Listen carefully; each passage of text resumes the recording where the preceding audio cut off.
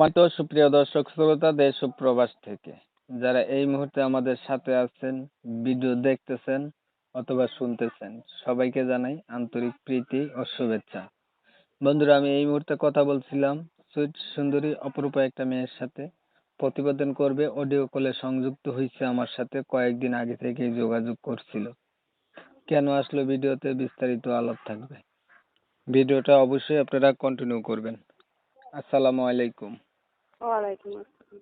কেমন আছেন আপনি? আছি, ভালো আছি। আপনি প্রতিবেদনে কেন আসলেন?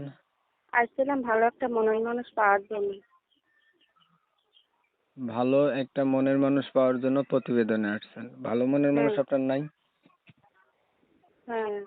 আমার আগে একখানা বিয়ে হয়েছিল, আমার স্বামীটা ডিভোর্স দিয়া দিছে, বিয়ে করে ফেলাইছে। এর জন্য অনেক কষ্ট হয়ে আছে।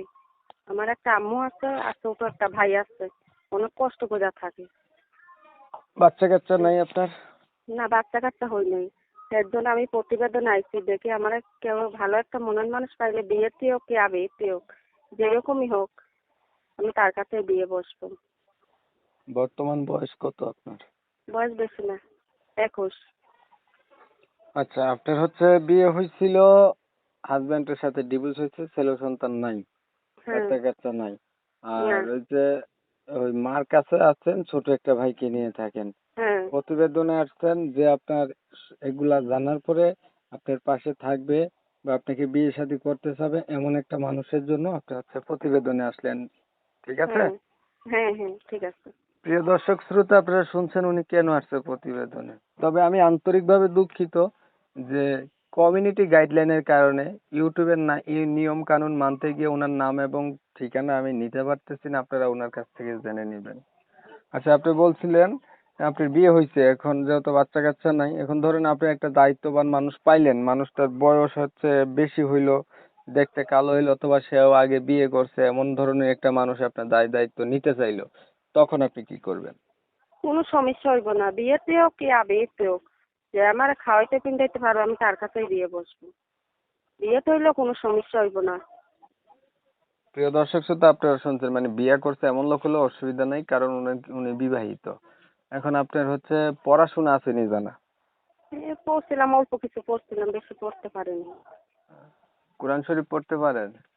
হ্যাঁ, পারি। নামাজ পড়া হয়? হ্যাঁ। আচ্ছা, তাহলে যেমন বয়সেরই হোক সমস্যা নেই, শুধু মনটা ভালো হলেই হবে, ভালো একটা মনের মানুষ হইলেই হবে আপনার, এই তো? হ্যাঁ, হ্যাঁ, হ্যাঁ। আমি একদম যেমন। ভিডিওর শেষ প্রান্তে চলে আসছি, আপনি কি আর কিছু বলবেন? না, আর কিছু বলবো না। ঠিক আছে, আপনি ভালো থাকবেন। দর্শক শ্রোতা, ওকে। উনার কথা আপনারা শুনছেন, শুনে যাদের কাছে একান্তই ভালো লাগছে, আরো কিছু জানতে চান, অবশ্যই ওনার সাথে যোগাযোগ করলে আপনারা বুঝতে পারবেন অথবা জানতে পারবেন। আর আপনারা জানেন আমি সব সময় এমন ভিডিওগুলা দিয়ে যাই।